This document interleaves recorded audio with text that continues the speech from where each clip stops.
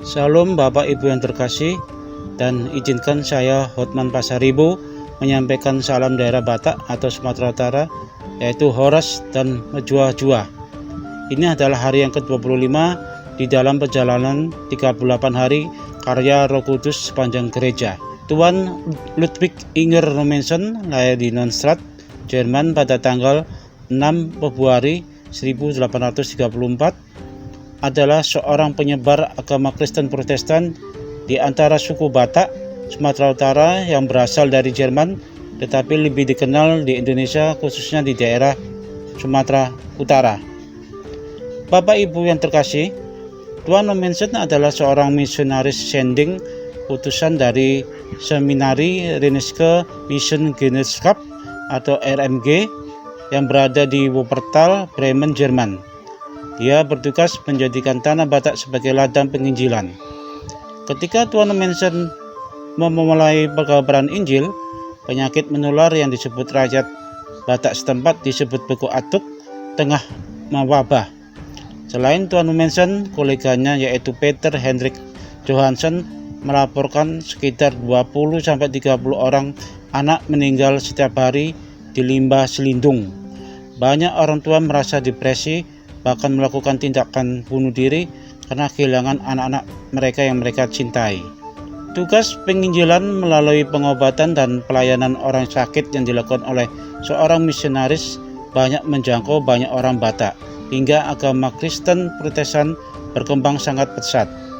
Sang misionaris menyadari bahwa Batak Mission yang dirintisnya mesti berpartisipasi dalam menghadapi krisis itu. Untuk itu, sekolah Kristen Batak Mission yang didirikannya itu beralih fungsi menjadi balai kesehatan. Tuan Nommensen menggunakan terapi homeopati di dalam pelayanan kesehatannya. Metode homeopati merupakan pengobatan alternatif yang menggunakan larutan dari bahan alam, baik berasal dari hewan maupun tumbuhan, untuk meningkatkan daya tahan tubuh. Perawatan ala Tuan Nommensen bukan tanpa hasil. Menurutnya, angka kematian di antara kampung Kristen lebih rendah daripada populasi Batak tradisional. Perbandingan ini dapat diketahui dari catatan daftar kelahiran dan kematian. Yang menarik, Bapak Ibu, pelayanan kesehatan juga telah memberikan dampak sosial perihal kemanusiaan. Orang-orang dari Toba ikut berdatangan ke Selindung lantaran daerah itu telah bebas dari praktek perbudakan. Dalam misi penginjilannya, Tuan Nommensen memang aktif menebus hatopan atau budak untuk disekolahkan.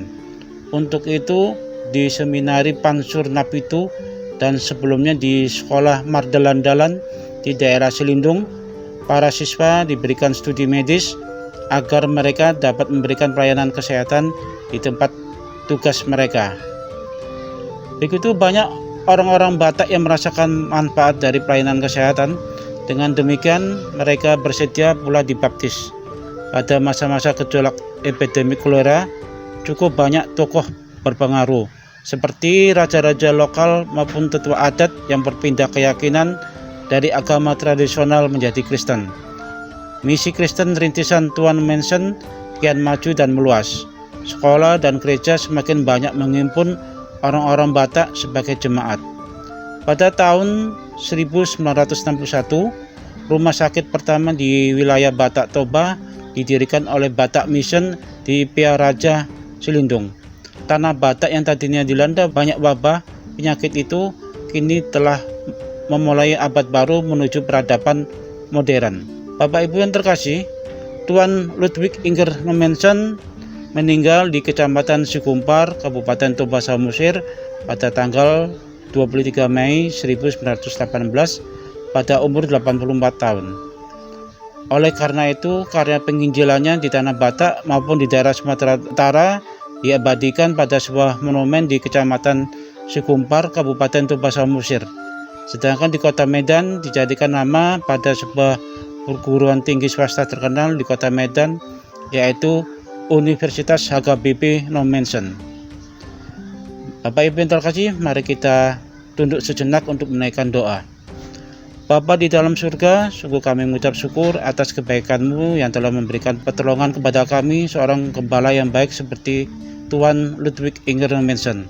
Biarlah buah karyanya yang begitu besar bagi umat Kristen di tanah Batak pada khususnya dan di Indonesia pada umumnya mampu membawa kami untuk tetap setia kepada-Mu, karena Engkau adalah tolong kami yang setia.